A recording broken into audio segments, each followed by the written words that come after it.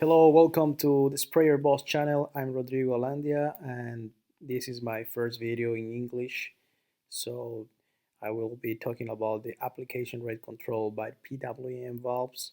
Actually, it's the PWM system by individual nozzle.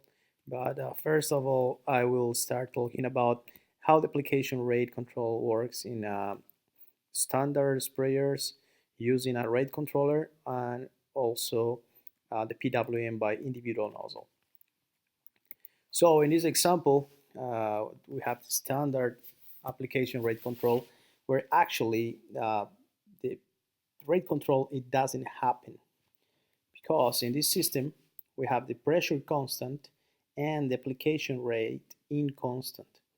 So this happens for mainly 3-point hitch sprayers, as I'm showing in this image. By the way, this image is only as illustration, just an example.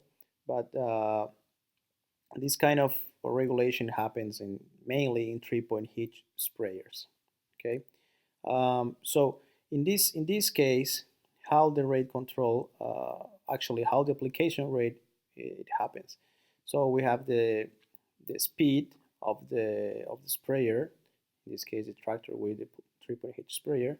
Then we have the tip spacing, and we adjust the liters per minute to the boom that will result in liters per hectare. That is the application rate. I'm using obviously the metric units in this case, so I will be talking about liters per hectare and kilometers per hour and meters, for example.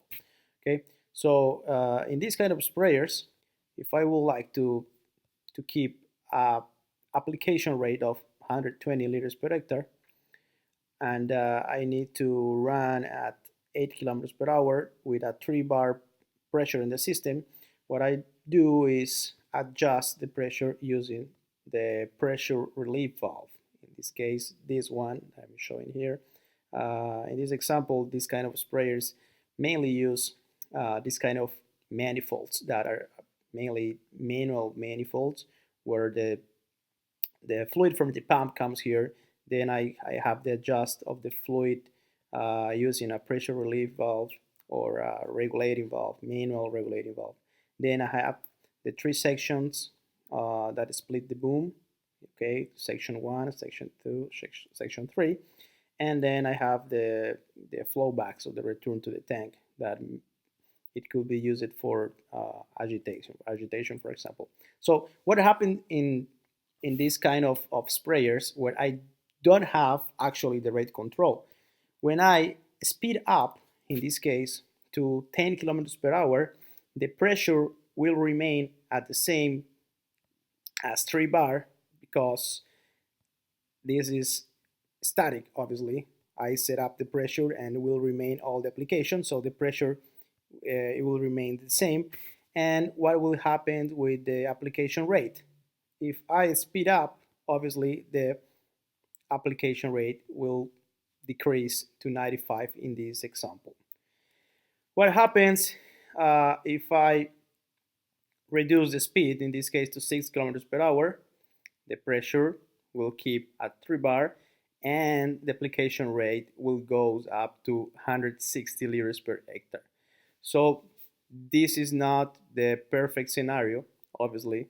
I don't want this kind of variation of the application rate. So that's why the sprayer industry has introduced many years ago the rate controllers. Okay, so I'm showing here some examples of rate controllers, but the main thing here is what is the principle of the rate controllers. In this case, I would like to highlight 3 components that will do that the rate controllers works. I mean, the flow meter, this one, the regulating valve, in this case, electric regulating valve, and also the radar or the some gear that will have the speed of the machine to the rate controller. Okay, it could be from speed from GPS, or from radar, or directly to this to the wheel. But anyways, so what happens here?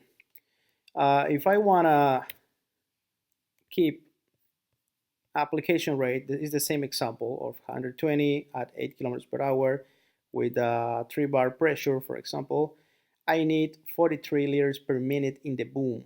So this flow meter needs to read 43 liters going through the pipe to the boom. Okay, so this is a hydraulic circuit where I have here the product, where I have the product tank here. Then I have the pump. In this case, is a non-positive pump. It's a centrifugal pump where it's, for example, providing 400 liters per minute. Then I have the fluid going to the agitation here, or the flow backs here to the tank. And in this case, I have the regulating valve in bypass. So that means that I have a constant fluid going through the pipe directly to the boom, and then I have here the regulating valve in flow back. Okay, so what happens if I speed up, as the same example from the previous slide? So now I'm running at 10 kilometers per hour. What will happen here is I need more fluid here because I need to compensate the application rate to keep it the same. So I need 54 liters per minute in the boom. So what the regulating valve will do is, in this case, because it's in bypass, will close a bit, so then I will have more fluid going through the flow meter or going through the boom. Okay, and what happens if I reduce the speed to 6 kilometers per hour? I will keep the same application rate. I need 32 liters per minute. So in this case, the regulating valve will open. So then I will have more fluid going through the tank and less fluid going through the flow meter and to the boom. So look at here. What happens with the pressure with rate controllers? If I need more fluid going to the boom, if I increase the speed, the pressure will increase as well. In this case, from 3 bar to 4.7 bar. And if I reduce the speed, the pressure will go down to 1.7 bar. What it means? It means that I do not have control of the droplet sizes. In this example, if I set up this sprayer to run at 3 bar with medium droplets with this nozzle that is a turbo T-jet O2, and I reduce the speed to 6 kilometers per hour, for example, I will have 1.7 bar. So that means that I will be running at coarse droplets or very coarse droplets. Okay, so if I speed up to 10 kilometers per hour, and I will have 4.7 bar here, I will be almost at running at fine droplets. So it's not exactly a control to the droplet size that I'm producing and going to my target. Yes, this is a application rate control. So it's not a perfect system. It helps a lot, give me more precision, but the negative point here is this one, the droplet sizes managed that I don't have. Okay, just for your information, I did this example, these calculations, considering a sprayer with a 27 meters boom and zero point 0.5 meters tip spacing, just in case you wanna check the calculations here and the pressures. Okay, so this is another type of regulation when I'm using a rate controller. That is the PWM at the pump. So in this case, for Patriot sprayers, Case IH Patriot sprayers, all these sprayers has this system that don't use the regulating valve and use the PWM at the pump. So that means that I have a PWM valve controlling this hydraulic motor that will command the pump to give more fluid or less fluid to in order to attend the application rate that I need in the boom. Obviously, that I need in the flow meter, that it will send the signal to the rate controller to apply exactly the application rate that I need. So what is the difference between this kind of controlling is with PWM at the pump, I have obviously more precision and more uh, regulated speed. So with the speed variations, I will have more accuracy with the application rate. Okay, so it's very important to consider and to know that it's a huge difference between sprayers that use PWM at the pump or regulating valves. So this is the state of the art, folks. This is the aim command flex, that is the PWM individual nozzle control from Case IH. Okay, so what is the principle of this system, the PWM with individual nozzle, is I'm using a PWM valve at each nozzle body. Okay, so I'm replacing the the check valve here for a PWM that will be pulsing. So I have at each nozzle body at all the boom. So how does this works?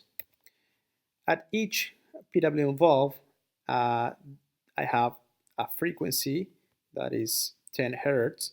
So that means that the valve can open and close 10 times in 1 second. So at each valve, I have a duty cycle. Okay, so you know that these valves pulse and can pulse 10 times in 1 second. So that's the secret, that I can regulate the duty cycle, the pulsings, to attend the flow rate that I need on the spray tip or the spray nozzle, how whatever how you want to call it. So in this case, I had a duty cycle of 25%, where I have the valve open 20% of the run in 1 second. Okay, and here I have the duty cycle of 50%, where I have the valve open it 50% of the time, and here the duty cycle of 70%, that I have the valve open 70% of the time.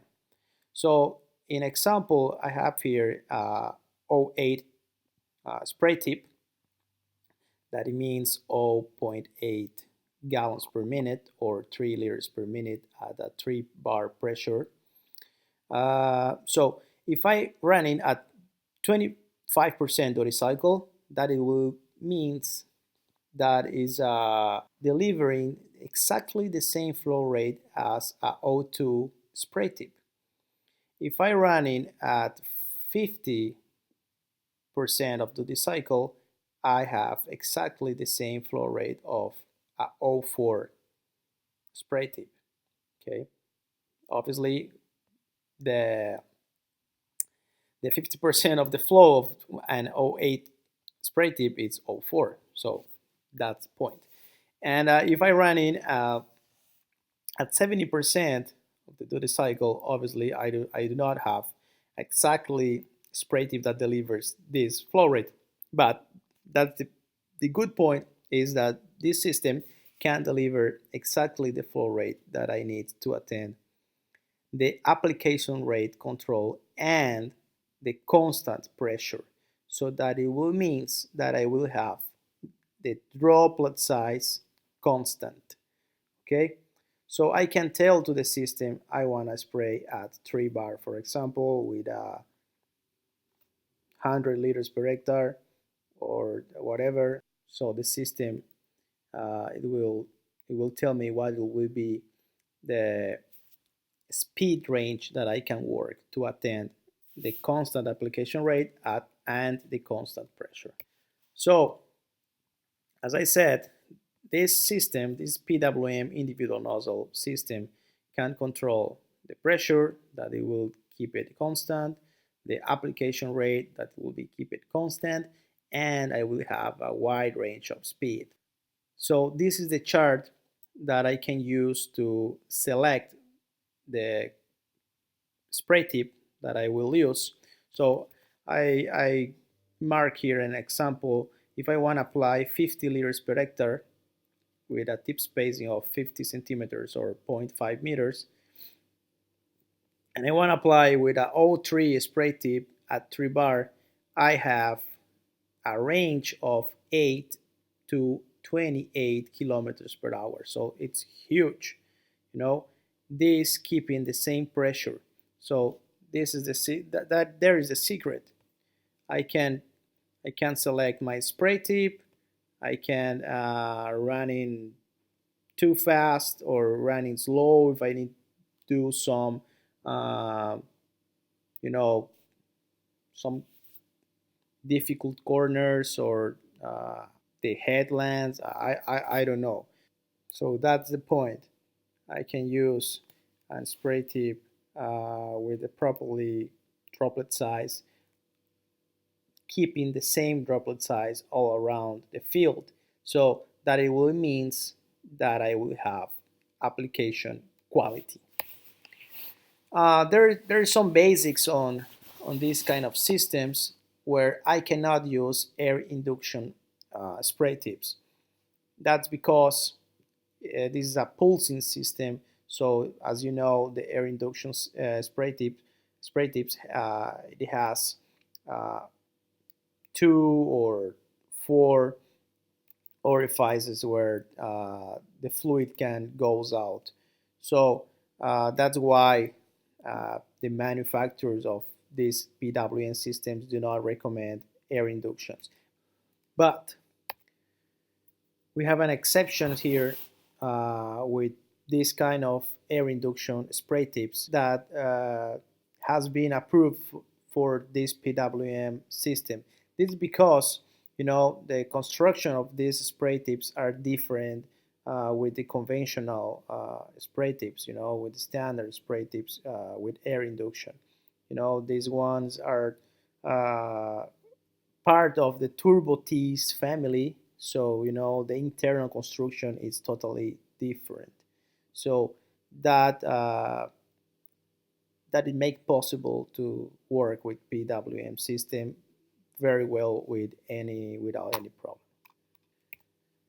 So just as advice, if you're working with PWM system, you need to use obviously versatile spray tips. When I say versatile, I mean you need to choose spray tips that it will provide different droplet size in the different pressure range. Okay, so as an example, if I choose a O3 spray tip, I have medium droplets, I have coarse and very coarse. If I choose a O25 spray tip, I even have fine droplets if I need more coverage or I need more penetration. If I need a drift reduction, I can reduce the pressure to 2 bar, for example, and I can use the same spray tip for this job. So this is the point that I can use the same spray tip, and only with one touch on the screen I can tell to the system, okay, work now with 0.5 bar with coarse droplets, or work now with 5 bar using fine droplets. So the pressure will be adjusted, and then I have the different the different droplet sizes. That is different if I'm use a turbo T-jet induction that is approved also for PWM system. Uh, but as you can see here, I have only two droplet size class. So obviously this kind of spray tip, I can use it with PWM system, but only if I need, totally drift reduction or totally drift control. And I'm using for applications like a pre-emergence herbicides or bore down with a systemic herbicide where I don't need too much coverage because, as you know, this kind of droplet, like the ultra coarse, extremely coarse, are droplets that uh, has less coverage than a medium or fine droplets. Uh, it's the principle of coverage. The droplet sizes, if bigger, less coverage; if smaller, more coverage, and obviously the risk of drift that I have with the smaller ones. But that's for another video that I can do only for droplet size management. Okay, this is a field example that I have received from my friends of Raven. They did this field trial with a Patriot 350, running a 3 bar with 200 liters per hectare using a 008 turbo T-jet spray tip. So here you can see the hydrosensitive paper running at 14 kilometers per hour. So you can see here the coverage. And if I speed up to 20 kilometers per hour, obviously the pressure, because this is a standard system, the pressure will goes up, and then the droplet size will decrease, and I will have more coverage. As you can see here, I increase the coverage from 11.5 to 31.4 percentage. That means a variation of 173%. If I'm using the in-command flex, that is the PWM system from KZH, I have almost the same coverage at the different speeds and at 16% of difference between the two samples. So that it means with the system, I have a huge difference of percentage between the samples. So that shows that the PWM system, it really works, and it will give you more accuracy and obviously more application quality. So this is the map of the field where this test was made, and the speed range uh, was 5 to 16 kilometers per hour. And as you can see here, all the green is the pressure for 2.5 to 3.5 bar, and it's all the same pressure. So droplet size constant, application quality. That's it. Another benefit that the PWM system can deliver is the turn compensation. As you know, in a boom, when the turn happens and if I am playing, I have less volume per area here in the outside, and that it all happens if I'm using a in-command flex system or a PWM system, because I will have each nozzle running at different dirty cycles to compensate the flow rate to attend an even application here at all the boom, even and turns. So this is an example of a sugarcane field in Brazil, where this turn compensation, it is really a benefit. And another one in this kind of trial, where the Patriot 350 had 30 meters boom, the in-command flex system has with 60 sections or individual nozzle shut off, compared with a standard application with nine sections. So the overlapping here with 9 sections was 6.13%, and with the increment flex, the overlapping was 3.8. So that means with the system, with the PWM system, we have 62% of overlapping reduction. That it means, you know, more money on the pocket. So, okay, folks, this is what I got for you. I hope you have enjoyed. If you want more content, please write on the comments. Let me know what are you expecting uh, for content here in the channel. So I'm the sprayer boss, and if you have any doubt or question, please let me know and write on the comments. Subscribe on the channel, and thanks for watching.